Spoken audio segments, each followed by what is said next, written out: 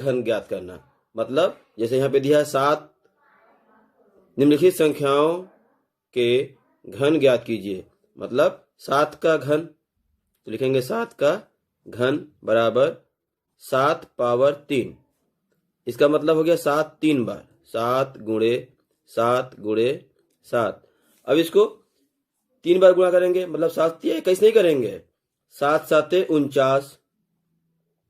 अब 7 9 63 का 3 हाथ में 6, 7 चौका 28, 28 और 6 34, तो यहाँ लिखेंगे 34। तो 7 का घन 343, ये आपका उत्तर हो गया। इसी प्रकार दूसरा भी करेंगे, 12 का घन, तो 12 पावर 3, मतलब 12 3 बार, 12 गुणे 12 गुणे 12। तो 12 का पहाड़ा 12 बार पढ़ेंगे तो 144 आएगा। फिर 144 का पहाड़ा 12 बार पढ़ेंगे तो 12 का ही गुणा कर लेते हैं, 12 चौक 48 का 8 हाथ में 4, फिर 12 चौक 48, 48 और 4 52 हाथ में 5, 12 कम 12 और 5 17, ये आपका हो गया। इसी प्रकार तीसरा देखिए, 17 का घन 17 पावर 3, 17 गुणे 17 गुणे 17 और गुणा करने पे आया 13। ठीक इसी प्रकार 19 का भी करेंगे, 19 का घन 19 पावर 3, 19 गुणे 19 गुणे 19, 6859। अगला 21 का, तो 21 का घन 21 पावर 3, 21 गुणे 21 गुणे 21, 9261। और आखिरी है 100 का घन, मतलब 100 पावर 3, मतलब 100 का गुणा करेंगे 3 बार 100 से ही, फिर 100 से। तो 1 2 3 4 5 6, 6 जीरो है, तो 1 2 3 4 5 6 और यहाँ पे 1। आशा है आपको ये प्रश्न समझ में आया होगा। चलते हैं अगले प्रश्न की तरफ। प्रश्न है -5/9 का घन ज्ञात कीजिए। तो यहाँ पे लिखेंगे -5/9 का घन बराबर -5/9 पावर 3। इसका मतलब ये हो गया कि -5 3 बार है और 9 भी 3 बार है, तो -5 3 बार, तो 5 गुणे -5 गुणे -5 बट्टा 9 गुणे 9 गुणे 9, तो 50 25 25 बचे 125, 125 minus minus plus, plus minus minus, और 9 से 9 9 81, फिर 9 से 9 एकम 9, 9 8 72, तो 729 माइनस 125 बट्टा 729, मतलब ये वाला आंसर आपका सही है। अगला है प्रश्न 3, निम्न में से या निम्नलिखित में से कौन सी संख्याएं पूर्ण घन हैं? तो पहले हम क्या करेंगे, इसका गुणनखंड ज्ञात करेंगे। जैसे पहला है 64, इसका गुणनखंड तो 2 से किए 32, फिर 2 से किए 16, फिर 2 से किए 8, फिर 2 से 4, फिर 2 से 2, फिर 2 से 1, मतलब 2 से 64 को भाग दिए तो 32 आया। अपने आप भाग दे लीजिएगा इस तरह।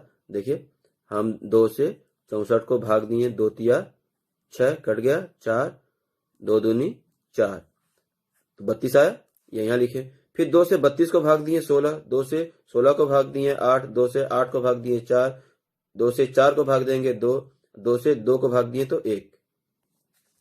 अब ये जो संख्या आई है इसका हम क्या करेंगे, जोड़ा बनाएंगे। 2, क्योंकि ये घन है तो 3 का जोड़ा त्रिक, एक भी संख्या नहीं बचा, तो हम लिखेंगे चूंकि के 3 3 का जोड़ा बनाने पर कोई संख्या शेष नहीं बची, अतः 64 पूर्ण घन संख्या है। ठीक, इसी तरह दूसरा करेंगे। 216, तो 2 से काटेंगे तो 2 एकम 2। बहुत लोग क्या करते हैं, 2 एकम 2 कर दिए और 2 आठे 16 कर दिए, तो ये गलत हो जाएगा। आप क्या करेंगे, देखिए 2 से हमको भाग देना है, ये बताए थे ना, 2 से 216 को भाग देना, तो 2 एकम 2 कट गया, 1 उतारे नहीं जा रहा है तो 0, फिर 6 उतारे तो 2 आठे 16, कितना आया 108, तो यहाँ पे लिखेंगे 108। फिर 2 से 2 पांचे 10, ये कट गया 4, तो 2 चौके 8, ये 8 है तो चौके 8। फिर 2 से 2 दूनी 4, 1 बचा तो 2 सत्ते 14, 27। अब 2 से ये नहीं कट रहा है तो 3 से, ध्यान दीजिए यहाँ पे देखिए हम करके दिखा दे रहे हैं। 27 है, हम 2 से इसको भाग दिए तो 2 एकम 2 कट गया 7, तो 2 तिया 6, 1 शेष बच जा रहा है, तो इसका मतलब ये 2 से नहीं कटेगा। तो 3 से, तो 3 9 27, 9 बार में देखिए 3 से अगर 27 को भाग देंगे तो 3 9 27 कट गया 9 बार में, तो 9 लिख दिए। फिर 3 से 3 तिहाई 9, फिर 3 से 1, तो क्या करेंगे, इसका भी जोड़ा बनाएंगे गुणे 3, तो 3 3 का जोड़ा बनाने पे क्या हुआ, कोई शेष नहीं बचा, तो इसी तरह फिर लिखेंगे चूंकि गुणनखंड के 3 3 का त्रिक मतलब जोड़ा त्रिक बनाने पर कोई संख्या शेष नहीं बची है, क्योंकि ये पूरा ये भी हो गया ये भी हो गया, अतः 216 एक पूर्ण घन संख्या है, पूर्ण घन संख्या है। अगला देखिए 243 है, तो 3 से कट रहा है, 3 8 24, 4 बार में 3 बचा, 3 एकम 3, फिर 3 दूनी 6, 2 बचा, 3 सत्ते 21, ऐसे करके काटें तो 5 बार 3 आया, तो 3 गुणे 3 गुणे 3 गुणे 3 गुणे 3 लिख दिए। अब इसका जब जोड़ा बना रहे हैं 3 3 करके, तो 3 का जोड़ा तो बन गया, लेकिन ये बाद में 3 नहीं हो पा रहा है, तो लिखेंगे चूंकि गुणनखंड का 3 3 का जोड़ा या त्रिक बनाने पर 3 गुणे 3 शेष बचा है, अतः 243 पूर्ण घन संख्या नहीं है। इसी प्रकार दूसरा 900 है, 900 का भी किए तो 2 से कट गया, 450 हो गया, 450 को 2 से काटे 225 हो गया, अब ये 2 से नहीं कट रहा है तो 3 से काटे, 3 से 75 आया, फिर 3 से काटे 25 आया, फिर 5 से काटे 5 और 5 से काटे तो 1, तो यहाँ सब 2 2 बार आ गया है, तो इसका भी क्या हुआ, 3 3 का जोड़ा बन ही नहीं रहा है, तो लिखेंगे गुणनखंडों का 3 3 का जोड़ा या त्रिक नहीं बन रहा है, इसलिए 900 पूर्ण घन संख्या नहीं है।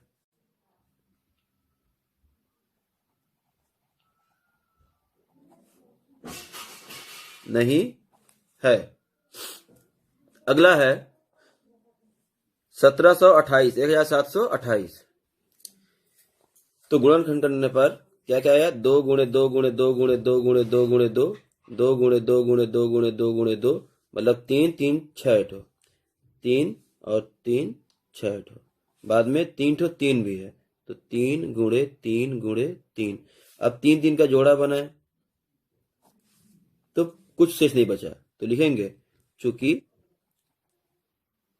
गुणनखंड का 3 3 का जोड़ा या त्रिक बनाने पर कोई संख्या शेष नहीं बची, अतः 1728 पूर्ण घन संख्या है। इसी प्रकार अगला देखेंगे। अगले प्रश्न में गुणनखंड किए तो पहले 2 से किए, फिर 2 से, फिर 2 से, फिर 2 से, फिर 11 से कर दिए, फिर 5, फिर 11 से, फिर 11 से। तो यहां आप चाहें तो इस यहां से देख लीजिए, 6 6 5 5, तो हम यहाँ 5 से भी कर सकते हैं। तो 5 एकम 5, 5 तिया 15, फिर 5 तिया 15, फिर 5 एकम 5। अब 11 से करेंगे तो 11 एकम 11, 11 दूनी 22, 11 एकम 11, फिर 11 से करेंगे तो 11, फिर से 11 से करेंगे तो 1। तो देखिए 3 11 फिर 5। तो वैसे ही आप पहले कर सकते हैं, बाद में भी कर सकते हैं। तो ये आपका हो गया। तो इसमें जोड़ा बना रहे हैं तो इसका 2 का बन गया और यहाँ 11 का बन गया। तो 2 और 5 रह गया। तो लिखेंगे चूंकि गुण त्रिक बनाने से अतः पूर्णघन नहीं है, क्योंकि यहाँ पे शेष ये बच गया है, इसका त्रिक नहीं बन रहा है। अगला क्वेश्चन है। तो यहाँ गुणनखंड करने पर देखिए 2 से पहले भाग दिए, फिर 2 से, फिर 2 से, फिर 3 से किए, फिर 5 से, 5 से, 5 से, फिर 11 से भाग दिए, फिर 11 से, तो 1 आ गया। तो यहाँ पे देख रहे हैं हम 3 का सिर्फ जोड़ा बन रहा है त्रिक और 5 का बन रहा है, लेकिन ये 11 और ये 3 बच जा रहा है। मतलब 2 का बना, 5 का बना, बाकी रह गया। तो लिखेंगे चूंकि गुणन, तो क्या करेंगे, इतना करने के बाद हमने देखा कि सिर्फ 2 का त्रिक बना है और 5 का त्रिक बना है। तो हम लिखेंगे गुणनखंड का त्रिक बनाने पर 3 गुणे 11 गुणे 11 शेष बचा है। जब शेष बच जा रहा है, पूरा गुणनखंड का त्रिक नहीं बन रहा है, तो लिखेंगे कि यह अभिष्ट संख्या 3,63,000 जो है पूर्ण घन संख्या नहीं है, पूर्ण घन संख्या नहीं है। तो मिलते हैं